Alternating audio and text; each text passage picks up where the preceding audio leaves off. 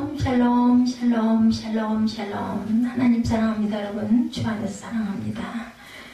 예, 작은 책. 예, 오늘 제목이 천사와 작은 책 계시록 10장 말씀이죠. 리틀 스크롤하고 나왔어요. 예, 중요한 구절 중에서 일곱째 천사가 소리내는 날 10장 7절에 나팔을 불었다는 뜻이 아니라 일곱째 천사가 나팔을 불게 될 때 일어날 일들에 대한 예고라는 건 우리가 알고 가면 좋겠습니다. 성경은 이 일곱째 나팔, 즉 마지막 나팔을 분 후에 그리스도께서 구름을 타고 강림하신다 말씀하죠. 고린도전서 15장 51절에서 54절에 우리가 다 잠잘 것 같이 다 잠잘 것이 아니요 마지막 나팔은 순식간에 호련히 변화된다. 데살로니가 전서 4장 16절에서 주께서 호련과 천사장의 소리와 하나님의 나팔 소리로 친히 하늘로부터 강림하신다. 이렇게 말씀합니다. 선지자들에게 전하신 복음과 같이 하나님의 비밀이 이루어진다고 그러죠. 7절에 보면 구약의 선지자들이나 신약의 사도들이 한결같이 전한 복음은 반드시 하나님의 심판이 있다는 것을 우리가 꼭 알고 가야 되겠다.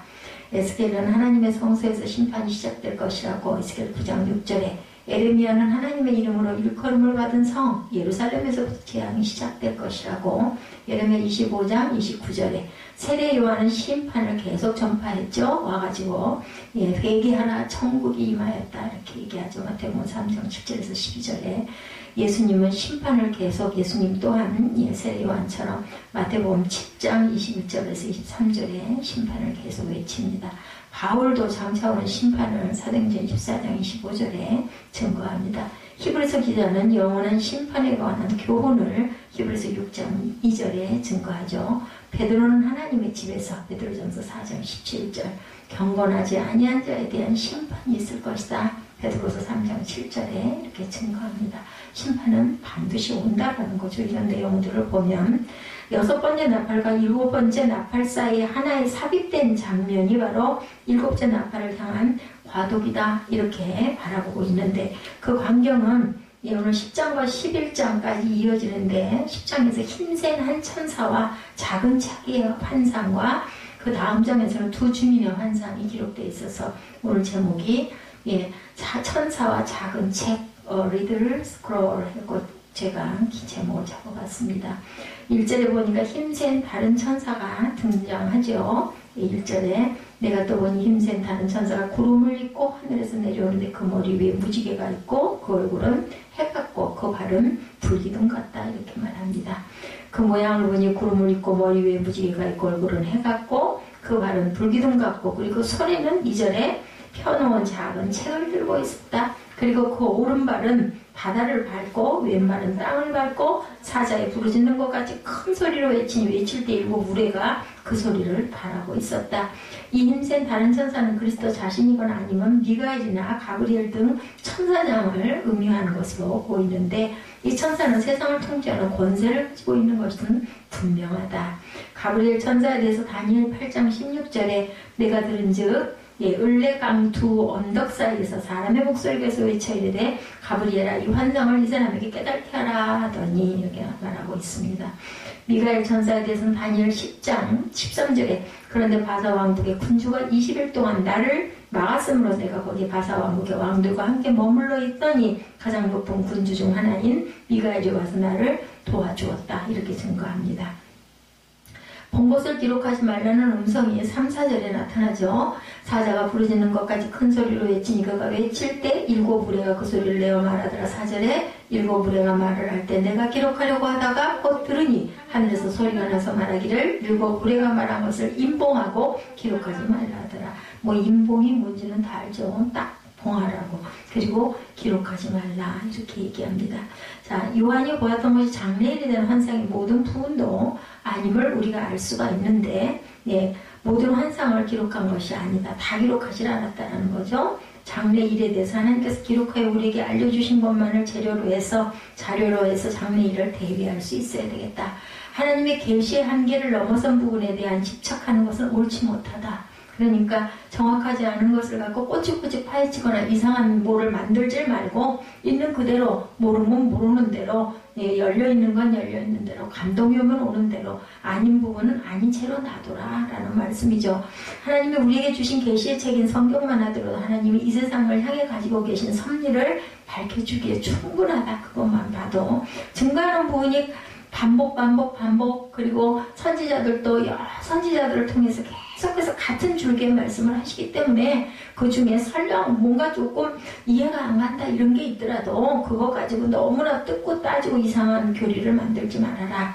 우리에게 알려지는 것이 허락된 경륜만을 의미하고 있습니다. 예수 그리스도 음성에 대해서 계시록 1장 11절에서 13절에 이르되 내가 보는 것을 두루마리에 써서 에베소, 서머나, 보가모, 두아디라, 사렙, 빌라델비아, 라오디게아 등 7교회에 보내라 하시기로 몸을 돌이켜 나에게 말한 음성을 알아보려고 돌이킬 때 7 금축대를 보았는데 13절에 촛대살이 인자 같은 이가 발에 끌리는 옷을 입고 가슴에 금띠를 띄었다 이렇게 증거하죠. 계시록 1장 12, 13절에 나타난 말씀입니다.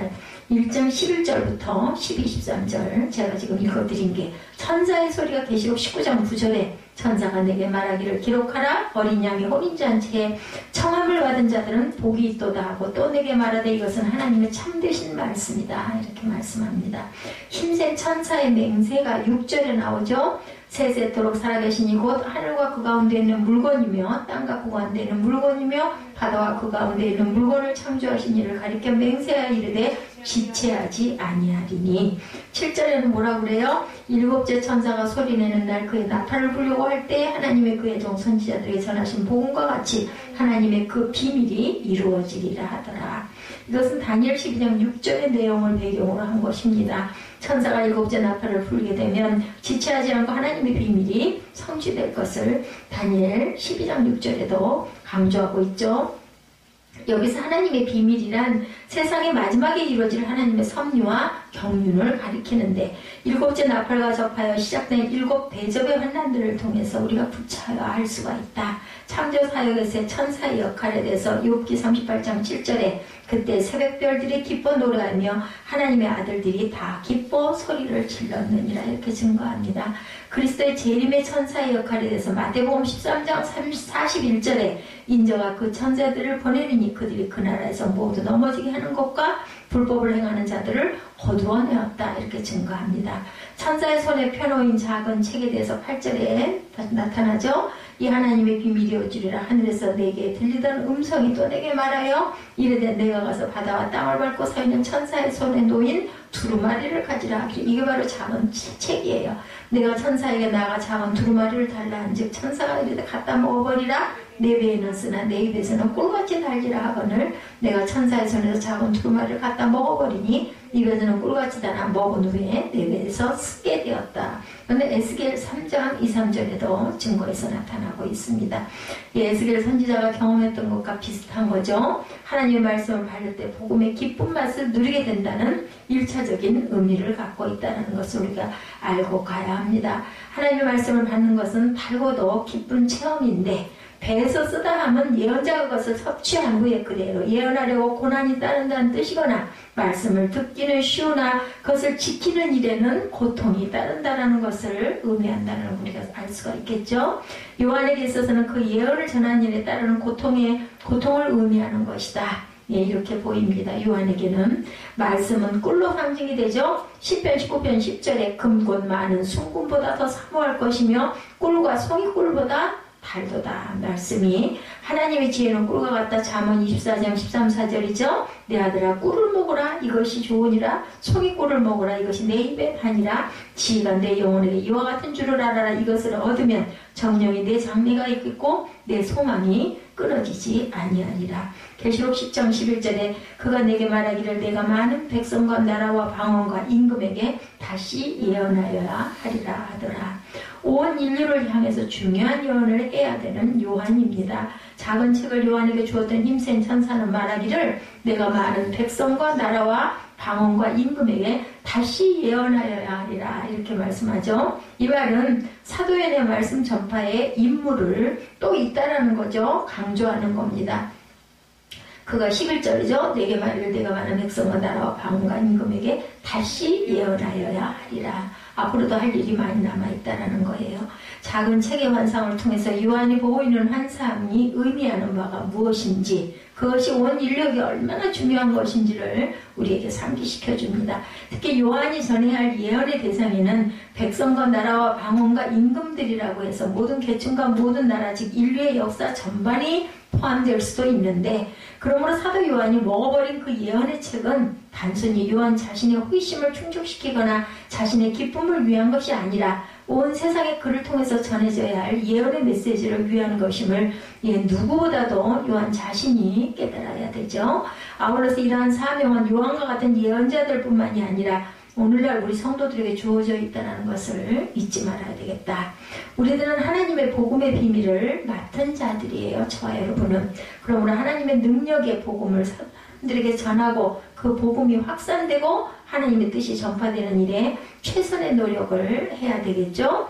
예언자 그적 사명은 모든 성도들에게 주어진다. 데살로니가후서 2장 13, 14절에 주께서 사랑하시는 형제들아, 우리가 항상 너에게 권하여 마땅히 하나님께 감사할 것은 하나님의 처음부터 너희를 택하사 성령에 거룩하게 하심과 진리를 믿음으로 구원을 받게 하심이니. 14절입니다. 이를 위하여 우리의 복음으로 너희를 부르사 우리 주 예수 그리스도의 영광을 얻게 하려 하심이니라. 성도의 의미에는 영적 성장이 포함되죠. 에베소서 4장 12절 잘 아는 말씀이죠. 이는 성도를 온전하게 하여 봉사 일을 하게 하며 그리스도의 몸을 세우려 하십니다. 그래서 10장에서는 요한은 7 우레소리의 환상 같게 놀라운 예언이 전개되는 것에 대한 암시를 받습니다. 또한 입의 단책은 작은 책을 먹기도 했죠. 직접. 이러한 일을 통해서 그에게 주어진 사명이 무엇인지를 새삼스럽게 다시금 인식하는 기회를 가지게 되었는데, 하나님의 말씀은 반것이기에 우리들도 성경을 읽을 때 성령의 증거를 받고 필요한 모든 자양분을 얻을 수 있어야 되겠다. 특히 요한에게는 달리단 말씀이 배에서는 쓰게 되어서 그것을 전하는데 고통이 따를 것이라는 그런 암시를 해주시죠. 시대의 빛을 비추는 선지자의 길은 그렇게 달기만 한 게 아니라 정말 받을 땐 너무나 달았는데, 우리가 사명을 받을 땐 막 부푼 꿈을 안고 그리고 막 너무 기뻐하고 좋아해서 했는데 걸어가는 길은 너무나 가시밭길이고 고통이잖아요. 그러니까 네 배에선 쓰리라. 이러한 사명이 오늘날 저와 여러분들에게 주어졌다는 사실을 자각하고 하나님의 말씀을 전하는 것에 대한 사명을 게을리하지 않고 가야 되겠죠. 힘센 천사의 손에 펼쳐진 작은 책, 오늘 제목입니다. 우리는 7 인의 재앙에 대해서 공부를 했죠. 7 나팔 재앙 가운데 6째까지 우리가 공부를 했습니다. 그리고 이제 7째 나팔의 재앙과 7 대제업의 재앙이 남았는데, 7 인의 재앙에서 나타났던 구조는 6째까지 인이 한꺼번에 나오고, 그 다음에 7째 인을 떼기 직전에 막간이 있었는데, 나팔 재앙도 6째 나팔까지 한꺼번에 나오고 7째 나팔의 재앙이 나오기 직전에 막간이 있었고, 여기에서 막간이라고 하는 것은 연극에서 하나의 막이 끝나고 다음 막으로 넘어가기 전에 잠시 쉬는 그러한 장르를 이야기합니다. 이 막간의 부분이 오늘 본문 10장과 다음 주일에 살펴보게 될 11장 13절까지의 내용, 그러니까 어떻게 보면 붙어있는 내용입니다. 우리가 요한교식을 바르게 이해하는 중요한 열쇠는 재앙 시리즈 사이에 끼어있는 약간의 어떤 관점에서 해석하는가, 이런 모든 막간들을, 이것이 중요한데, 막간은 요한계시록을 읽는 독자들로 하여금 무서운 공포 영화의 한 장면으로 남겨놔지지는 절대로 않는다. 단지 하나님의 진노와 심판의 확실성만을 또한 강조하지도 않고 계시록을 바르게 이해할 수 있는 중요한 관점을 우리에게 제공해주고 있다. 첫째는 요한계시록에서의 막간은 주로 하나님의 계획 가운데 있는 성도들의 미래와 운명을 말하고 있습니다. 그것은 하나님께서 성도들의 이마에 도장을 찍으시고 뭐라고 그러셨어요? 너는 내 것이다. 그죠? 그리고 확실하게 지켜주시고 보호해 주신다는 뜻이라는 건 계시록이 두려운 게 아니에요. 둘째는 세상의 무서운 진노의 심판으로 불타는 곳을 끝나지 않고 회복이 될 것이다라는 확신. 그리고 이 세상의 사탄과 어둠의 영들이 활개를 치고 인간성을 파괴하고 환경을 파괴하지만 하나님께서는 때가 찼을 때 세상을 분명히 심판하시고, 그것은 분명히 심판이 멸망이 아니라 영원한 세계, 에로의 회복을 얘기하고 있다는 것. 그렇기 때문에 셋째는 고난받은 하나님의 공동체에 대한 무한한 위로와 소망을 더해주고 있다는 것을 우리가 알아야 됩니다. 넷째는 교회가 사탄의 지배 아래 있지 않고 어린 양이신 주님의 지배 아래 있다는 것을 또한 알려주고 있어요. 예, 마지막이죠. 사탄과 악한 세력들이 정갈의 권세를 가지고 불신자들을 괴롭히고 3분의 1을 죽인다고 할지라도 이 세상은 주님께서 분명히 통치하시고 끝내는 하나님이 승리하시죠. 당연하죠. 그리고 역사의 마지막 날에 사탄과 세력들은 그 무서운 그 무적행의 지옥으로 던져짐을 당할 것이며 하나님의 인침을 받은 성도들은 주님과 함께 새하늘과 새 땅에서 영원한 복락을 누리며 살게 될 것이다. 희망의 메시지예요. 이것이 요한계시록의 막간이 주는 의미다. 이렇게 아시면 됩니다. 무서운 진노와 재앙을 바라보면서 극심한 두려움과 공포를 느끼게 될 때 하나님의 백성들에게 끝까지 보호하시고 지켜주실 것이라는 위로의 말씀이 막간을 통해서 보여주시는 것이다. 그러므로 장차 이 말 어린 양 진노의 날에 세상 사람들은 무서움과 두려움으로 절규하겠지만 하나님의 인침을 받은 저와 여러분은 찬양과 감사로 천국잔치 기쁨을 누리게 될 것이다. 이 사실을 우리가 믿고 무한한 위로와 소망을 갖는 저와 여러분들이 되시기를 주님의 이름으로 축복합니다. 요한계시록 7장에서 7째 인을 떼기 전에 주어진 막간의 배경은 하늘이었어요. 그리고 그 내용은 하나님의 인을 맞은 하나님의 백성들의 총수인 몇 명? 14만 4천 명과 하늘의 허다한 무리들이 하나님의 보좌 앞과 어린 양 앞에 서서 구원받는 기쁨의 찬양을 하고 있었어요. 요한계시록 7장에 보면. 그래서 7장에서의 막간은 구원받은 하나님의 백성들이 누리게 될 완성된 구원의 그러한 그 상태를 미리 보여주시면서 오늘의 고난을 이기라고 위로하고 소망을 주셨죠. 왜냐하면 우리가 소망이 있어야 오늘 좀 힘들고 어려워도 그걸 바라보고 견디잖아요. 반면에 10장과 11장에서 7째 나팔을 불기 전에 주어진 막간의 백령은 어디예요? 땅이죠. 그리고 그 내용은 하나님의 거룩한 교회가 죄로 오염되고 타락된 이 세상에 들어가서 주님을 증거하고 드러내야 한 사명이 있다라고 말씀을 하십니다. 7 인에서 주어진 막간은 하늘 보좌 앞과 어린 양 앞에서 성도들이 누리게 될 영원한 복에 대해서 말씀하고 7 나팔에서 주어진 그러한 막간은 교회가 이 땅에서 감당해야 할 사명이 무엇인지를 말씀한 것이다. 우리가 이러한 구절을 머릿속에 담고 있으면 오늘 본문의 말씀을 우리가 조금 이해하기가 쉽겠죠. 지금까지 사도 요한은 첫째부터 넷째 나팔 재앙까지 이 땅의 환경이 파괴되는 계시를 했어요. 그리고 5째 천사가 나팔을 부니까 밑바닥이 보이지 않는 무저갱에서 정갈의 권세와 같은 권세를 받은 황충들로 상징되는 귀신들이 몰려와서 하나님의 인을 받지 않는 불신자들을 극심하게 괴롭히는 장면을 보여집니다. 귀신들의 괴롭힘이 너무 고통스러워서 사람들이 죽기를 구해도 못 죽어요. 우리는 이 장면을 보아도 엄청 무시무시하겠죠. 장면만 봐도. 그런데 6째 천사가 나팔을 부니까 결박된 4천사를 놓아주는데 이 악한 천사들이 무수한 마병들과 함께 하나님의 인을 맞지 않은 불신자들의 3분의 1을 처참하게 죽였죠. 더구나 독수리에 의해서 예고된 셋째 화가 아직도 남아있어요. 그 뒤에 이런 끔찍하고 무서운 장면을 보고 있는 사도 요한과 이 책을 읽게 될 독자들의 믿음을 우리가 한번 반응을 한번 봅니다. 직접적인 재앙을 당하지 않는다 해도 굉장히 무섭죠. 두렵고 생각하고 싶지도 않습니다. 그런데 그 순간 사도 요한은 한 힘센 천사가 구름을 입고 하늘에서 내려오는 장면을 또한 보게 된 거예요. 근데 그 순간 사도 요한은 한 힘센 천사가 구름을 입고 하늘에서 내려오는 장면, 그것이 하나님의 백성들을 보호하는 하나님의 말씀이 하나님의 백성들 가운데 보존될 수 있도록 사역하는 임무를 맡은 천사들이었다는 걸 깨닫게 됩니다. 뿐만 아니라 이 힘센 천사는 하나님의 심판이 임박했음을 알리는 중요한 사명을 띠고 있는데, 여기서 이 힘센 천사가 구름을 입고 내려오는 시점을 우리가 주목해서 봤을 때 7 인의 재앙과 6차례가 걸친 선포된 나팔 재앙으로 인해서 최후의 심판에 대한 공포가 점점점 커져가고 있는 그러한 시점이다. 그리고 계속되는 본문의 내용을 보면 힘센 천사는 하나님의 심판이 일단 시작되고 나면 급박하게 진행될 것이라는 사실을 선포합니다. 그렇기 때문에 힘센 천사의 등장은 세상 모든 사람들의 마음에 두려움과 공포를 당연히 줄 수밖에 없죠. 이마에 하나님의 인침을 받은 성도들은 그렇지만 예, 힘센 천사의 모습을 두려워 공포가 아니라 위로와 소망을 갖는다. 아니, 나를 구원할 천사가 왔는데 뭐 겁이 나겠어요? 오히려 그죠? 사악한 사단의 무리들이 겁이 나서 벌벌 떨겠죠.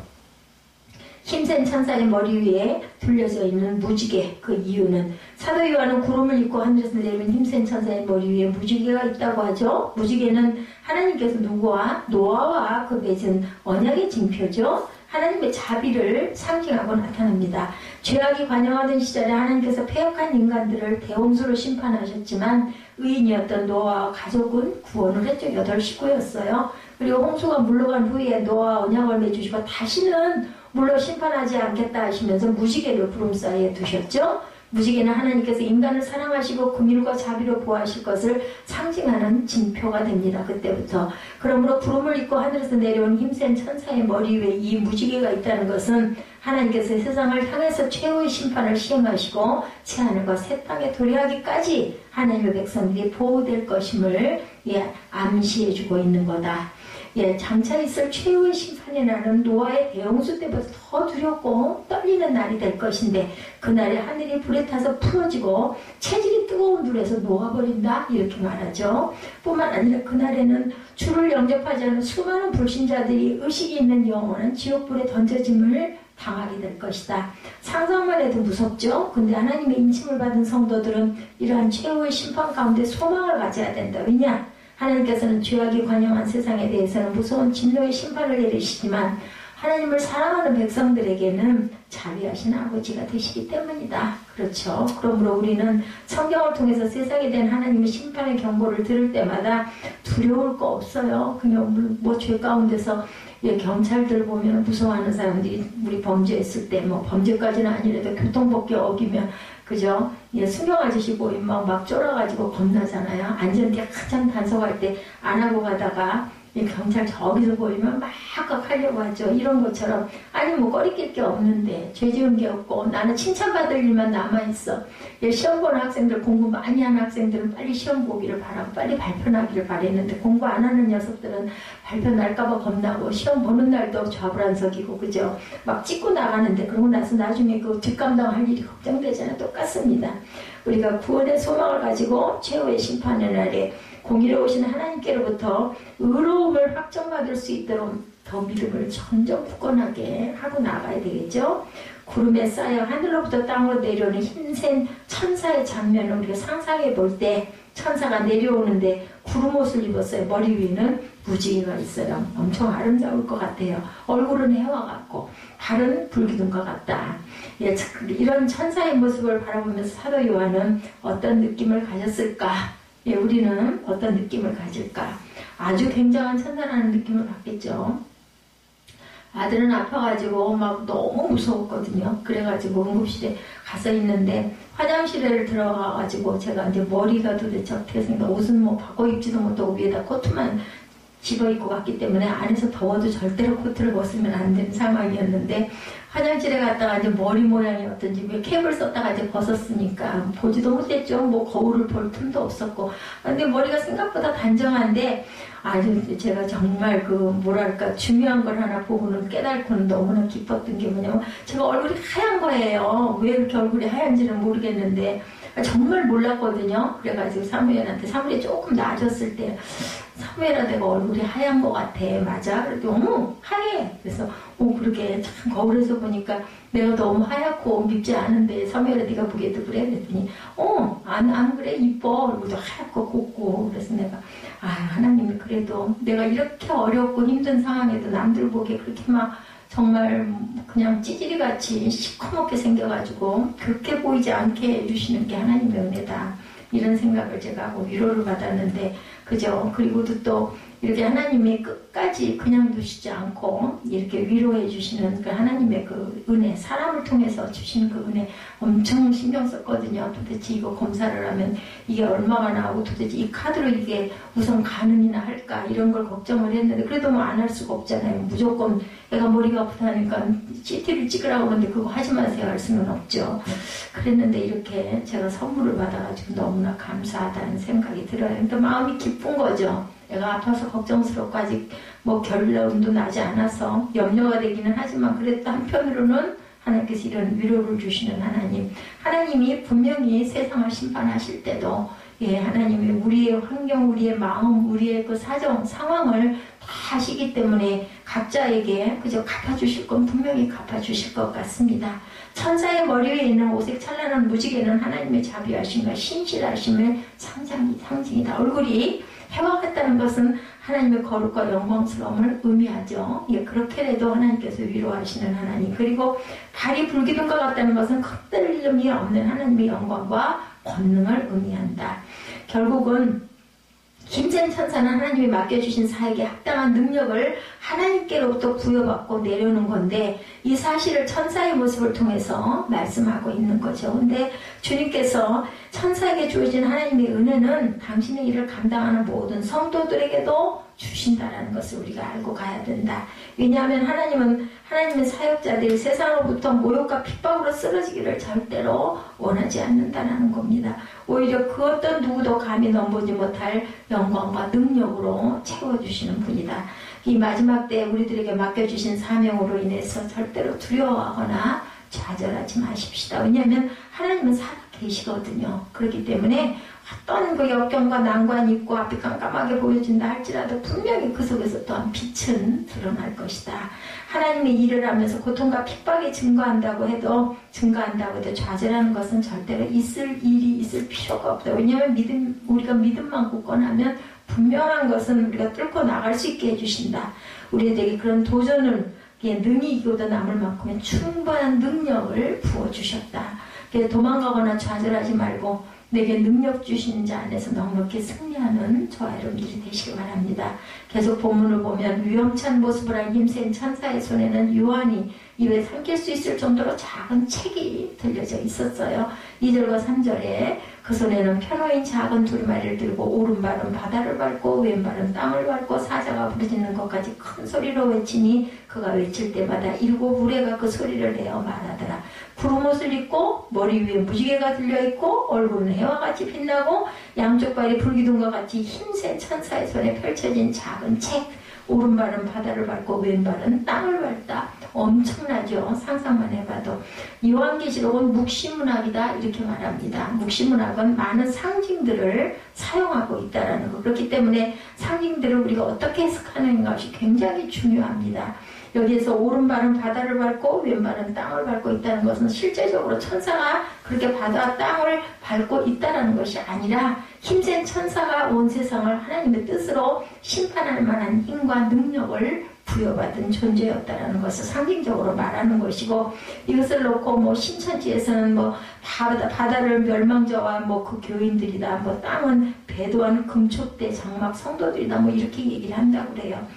바다와 땅은 정통교회에 속한 성도들이다. 그래서 힘센 천사가 바다와 땅을 밟고 있듯이 요한계시록의 사건을 보고 들은 증인인 그 약속한 그런 목자 새 요한인 이만이 바다와 땅에 속한 전통교회 성도들을 심판한다, 이런 얘기를 하고 있다고 합니다. 저는 이거 여기 나와 있는 거 보면서도 좀 읽고 싶지도 않은 건데 이런 식으로 굉장히 사람들을 미혹시킨다고 그래요.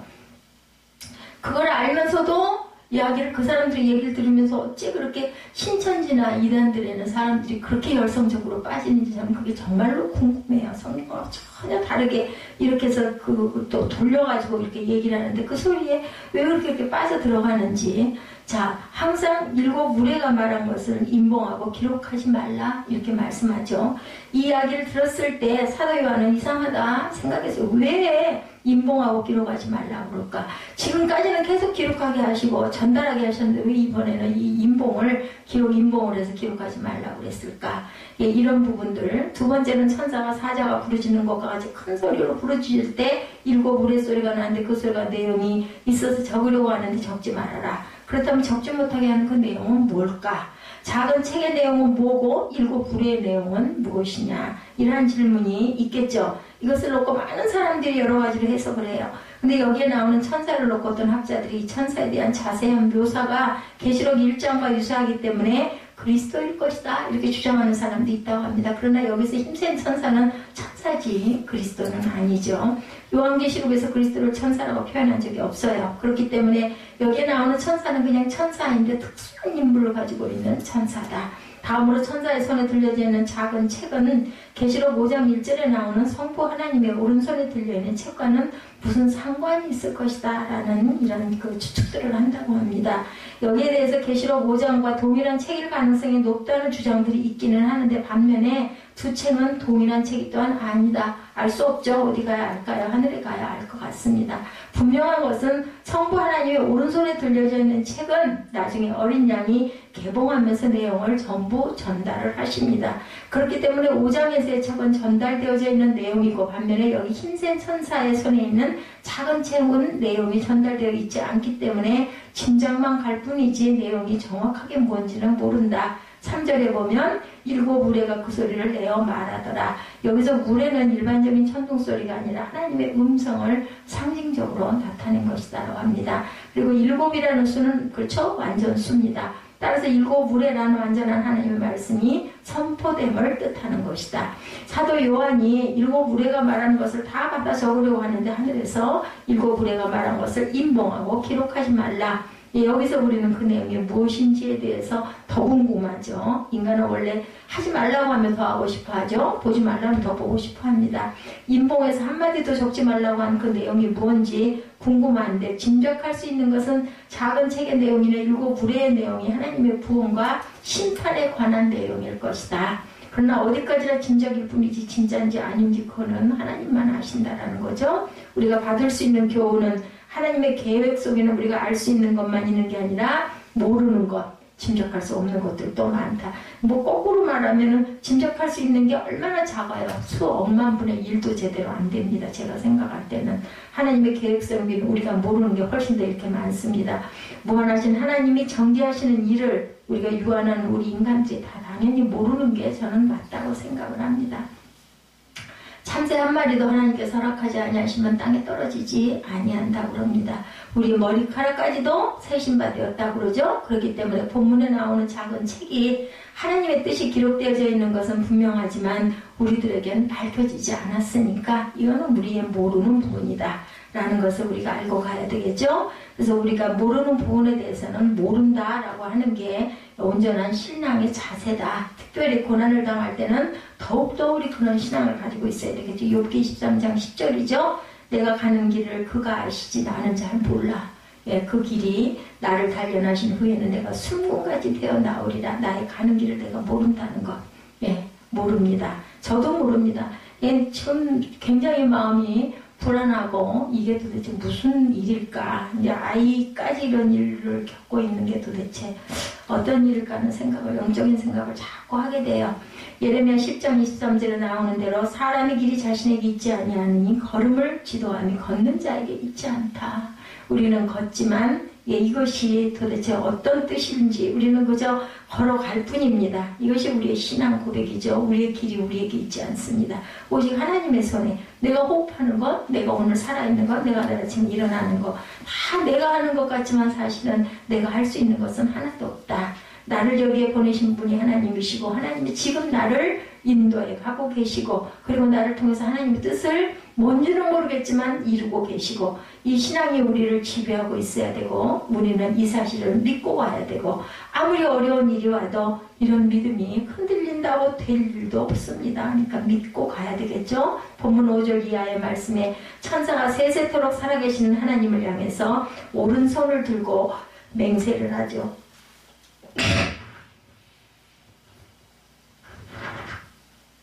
지체하지 아니하리라. 하나님의 비밀이 지체하지 않고 이루어지리라. 여기서 하나님의 비밀은 마지막 종말에 관한 하나님의 경륜을 가리킵니다. 본문은 세상의 마지막 종말이 임박했음을 알리죠. 더 이상 시간이 없다. 모든 것이 완성되는 순간이 이제 곧 다가온다. 지금 힘센 천사가 6째 나팔과 7째 나팔의 중간인 막간에서 중요한 말을 하는 것이 이제는 시간이 되었다. 7번째 천사가 나팔을 불면 끝이죠. 우리가 지금 힘센 천사와 하나님을 향해서 말씀드리는 것과 같은 마지막 시점에 와 있는 건 아닌지 그것도 몰라요. 그리고 어쩌면 여러분 각각 개개인에게 그 마지막 시점이 좀 다를 수도 있습니다. 그렇죠? 예, 내가 언제 지체하지 아니하리라 하는 그 말씀의 선포를 우리가 온전하게 받을 수 있을지 아닐지 내가 그것을 바꿔갈지 안 바꿔갈지도 알 수가 없어요. 많은 성도들이 믿음을 지키다가 고난을 받고 초대교회 때 많이 죽었죠. 그래서 그들은 주님이 속히 오시기를 간절히 간구하는 삶을, 정말 살기가 너무나 고나고 힘들고 어렵고 하면은 그런 얘기 많이 하죠. 아이고 얼른 갔으면 좋겠어. 그러면 그게 아무에게나 찾아가는 복이 아니야, 이런 얘기를 많이 하는 거예요. 정말 그저 우리가 몸 떠나고 나면은 모든 감각이 없어져 버리니 얼마나 자유하겠어요. 그래서 항상 너무나 힘들 때는 주여 어느 때까지입니까? 그들의 인사는 마라나타 주 예수여 오시옵소서. 그 고난 속에서 초대교회 성도들이 외치는 그런 단어가 바로 이 단어였다고 합니다. 이런 사람들에게 있어서 하나님께서 지체하지 아니하시라는 말씀은 엄청난 위로죠. 근데 세상에서 살기가 너무나 좋아. 그럼 안 오시는 게 좋겠죠? 예, 다르겠죠? 승리의 축포와 같은 말씀이 마라나타 오시옵소서. 지체하지 아니하리라. 천사의 위험에 찬 선포에 저와 여러분은 도대체 어떤 느낌이십니까? 만약에 두려움을 느꼈다면 지금 살고 있는 삶 속에 돌아서야 된다라는 거죠. 이 소식이 기쁨과 위로의 소식으로 느껴진다면 하나님께 영광의 찬송을 올리면서 조금 더 인내하고 충성하고 가야 되겠죠. 머지않아 7째 나팔 소리가 들려올 때 주님께서 우리에게 약속하셨던 구원의 완성이 이루어지게 되는 것. 마라나타 주 예수여 오시옵소서.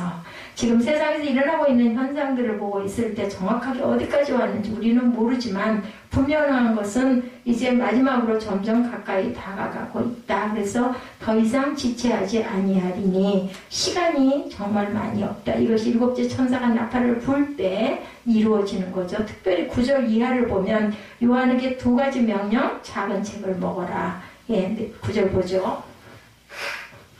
내가 천사에게 나아가 작은 두루마리를 달라 한즉 천사가 이르되 갖다 먹어버리라. 내 배에는 쓰라 내 입에는 꿀같이 달리라 하거늘. 요한이 천사의 말대로 책을 먹었더니 입에는 꿀같이 달았지만 배에서는 썼다. 책이 입에 달았다는 말은 요한이 하나님 말씀을 받은 즐거움과 기쁨, 배에서 썼다는 것은 우리의 고난, 우리의 아픔, 그저 따라오는 다 좋은 것은 없는 것 같아요. 2번째 명령, 내가 다시 예언하여야 하리라. 11절이죠. 그가 내게 말하기를 내가 많은 백성은 나라와 방언과 임금에게 다시 예언하여 하리라. 자신이 경험한 말씀의 맛을 단지 자신의 경험으로만 묶어두지 말고 아직도 그 맛을 보지 못한 사람들에게 전하라는 거예요. 전하고 맛을 보게 하도록 해라. 요한과 초대교회 공동체가 느꼈던 그 감정을 이해하기 위해서는 다시 한번 요한계시록의 구조를 우리가 생각해 봐야 합니다. 요한계시록은 극심한 박해 시대를 배경으로 쓰여 있죠. 누구도 이 세상 권력에 힘해서 교회를 구원할 수 없는 것 같죠. 고난받은 공동체의 영적 아버지와 같은 지도자 요한이 반모섬에 갇혀 있어요. 지금 교회가 나아가야 할 희망이 더 이상 안 보이죠. 하나님께서는 침묵하는 것처럼 보이죠. 이런 교회와 성도들에게 위로를 주기 위해서 주님은 반모섬의 요한을 찾아오신 거예요. 그리고 요한에게 종말에 관한 하나님의 계시의 비밀을 보여주시고 장차 교회와 성도들이 누리게 될 영광스러운 모습을 보게 하신다. 위로죠. 그 가운데 7장은 위로의 절정입니다. 이마에 하나님의 인을 맞은 성도들이 어린 양의 진노의 날에 누리게 될 은혜가 넘치는 승리의 장면을 요한에게 보여주시죠. 이 광경을 보고 있는 요한의 눈에는 감격의 눈물이 흐르고 있었겠죠. 이 책을 읽고 있는 성도들도 무한한 위로를 받았을 것입니다. 근데 그것을 어떻게 전했어요? 기록해서 요한계시록으로 요한은 끝까지 사명을 감당하죠. 요한아 너는 백성과 나라와 방언과 임금에게 다시 예언하여야 하리라. 이걸 듣고 이걸 그대로 기록한 게 바로 오늘 우리가 은혜 받고 있는 계시록 10장입니다. 다시 그 무서운 세상에 가라니 도대체 이유가 뭔가. 그저 주님의 명령 앞에 반문했을지도 모르겠죠. 앞으로 얼마나 많은 사람들이 핍박을 당하고 고난에 처하고 통곡하게 될 텐데 어찌 다시 그 세상으로 우리에게 들어가라고 하십니까? 이렇게 반문할 수도 있습니다. 여기서 먹는다는 것은 그것을 통째로 삼켜서 우리의 생명 조직 속으로 흡수시킨다는 뜻이고 그 말씀이 그 삶 안에 녹아내린 경험을 가진 사람만이 복음을 전하러 세상에 들어갈 수가 있다는 뜻입니다. 어떻게 가야 하는지 말씀하시죠. 깊은 맛을 보아서 아는 자가 가라는 거예요. 달게. 그 책은 입에는 달지만 배에서는 몹시 쓰다. 우리가 실천하고 가는 길은 정말 고통과 아픔의 길이지만 그것이 결국은 승리의 길이고 영광의 길이고 하나님의 나라에 들어가는 저와 여러분들이라는 것. 그래서 노크로스로 크라운 이런 말씀이 분명한 것은 우리가 그것을 쓴맛과 단맛을 다 먹고 짊어지고 가야 우리가 완성을 한다. 주님 오시는 그날까지 부지런히 생명의 말씀, 우리가 경험한 복음의 단맛을 전하는 신실한 사명자들이 되시기를 주님의 이름으로 축복합니다.